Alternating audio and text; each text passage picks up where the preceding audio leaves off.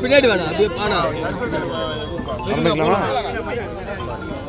கடந்த சில நாட்களுக்கு முன்பு எங்கள் அன்பு தலைவர் அண்ணன் செல்வ பெருந்தகை அவர்களை தரைக்குறைவான வார்த்தைகளில் பாஜகவுடைய தலைவர், தமிழக தலைவர் அண்ணாமலை அவர்கள் விமர்சனம் செய்துள்ளார். அதை கண்டித்து தமிழ்நாடு முழுவதும் ஆங்காங்கே ஆர்ப்பாட்டங்கள், குடும்ப எரிப்புகள் இது போன்ற நிகழ்வுகளை நடத்தி கொண்டே வருகிறோம்.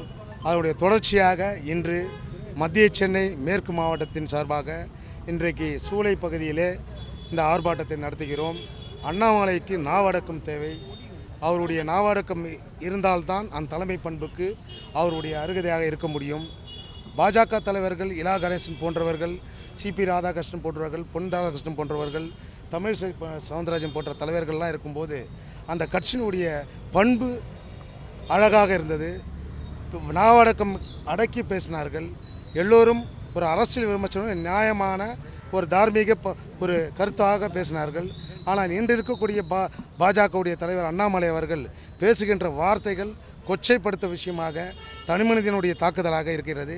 இதை வன்மையாக இந்த நேரத்தில் கண்டித்து அதை அவர் வாபஸ் பெற வேண்டும், மன்னிப்பு கேட்க வேண்டும். அவர் மற்ற தலைவர்களைப் போல நடந்து கொள்ள வேண்டும்.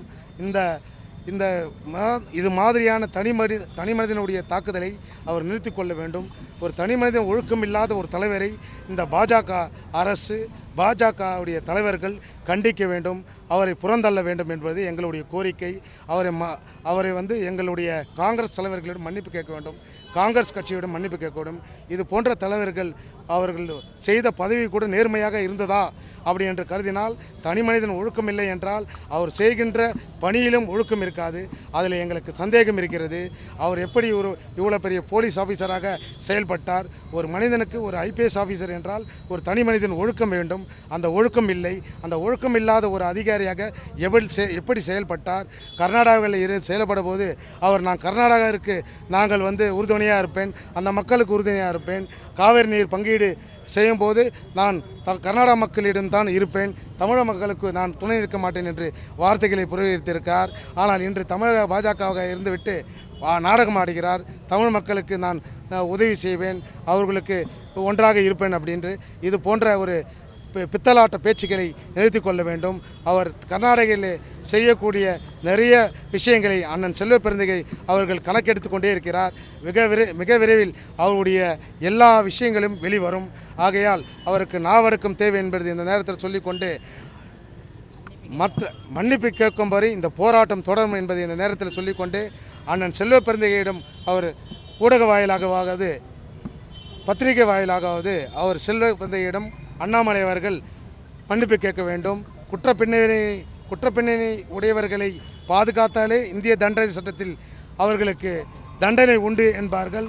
கிட்டத்தட்ட 850க்கு மேற்பட்ட குற்றப்பின்னணி உடைய கொலை குற்றவாளிகள் அண்ணாமலை பின்புலத்தில் இருக்கிறார்கள். அவர்களை கண்டறிந்து போலீஸ் அவர்கள் மீது வழக்குகளை தொடர வேண்டும். அந்த வழக்குகளை தொடரும் போது ஆதரவு கொடுத்த அண்ணாமலை மீதும் வழக்குகளை தொடர வேண்டும் என்று இந்த நேரத்தில் இந்திய சட்டத்தின்படி அவர்கள் தண்டிக்கப்பட வேண்டிய குற்றவாளி என்பதை இந்த நேரத்தில் நான் சொல்ல விரும்புகிறேன். ஏன் என்ற வார்த்தையை சொல்கிறேன் என்றால், ஒரு அயோக்கிய தனத்தை பண்ணக்கூடிய ஒரு ரவுடிக்கும் ஒரு குற்றவாளிகளுக்கும் அடைக்கலம் கொடுக்கக்கூடிய யார் தனி நபராக இருந்தாலும் அவர்களுக்கு இந்திய தண்டனை சட்டப்படி குற்றவாளிகள். அந்த தண்டனை சட்டப்படி அவர் கமலாலயத்தில் இருக்கக்கூடிய அந்த இடத்தில் அத்தனை குண்டர்களும் அத்தனை ரவுடிகளும் கமலாலயத்தில் தான் அடைக்கலம் பூண்டுள்ளார்கள். அவர்களை உடனடியாக அந்த கமலாலயத்தினுடைய குண்டர்களை கைது செய்ய வேண்டும். அதுக்கு துணை நிற்கக்கூடிய அண்ணாமலையை கைது செய்ய வேண்டும் என்று இந்த நேரத்தில் கேட்டுக்கொண்டு, இந்த ஆர்ப்பாட்டத்தினுடைய நோக்கமே எங்கள் தலைவர் மீது பூசப்பட்டு உள்ள அந்த கரியை நீக்க வேண்டும், அண்ணாமலை அவர்கள் மன்னிப்பு கேட்க வேண்டும் என்பதை இந்த நேரத்தில் தெரிவித்துக்கொண்டு, ஆர்ப்பாட்டத்துக்கு வந்திருக்கக்கூடிய அனைத்து நண்பர்களுக்கும் நன்றி தெரிவித்துக்கொண்டு விடைபெறுகிறேன். நன்றி.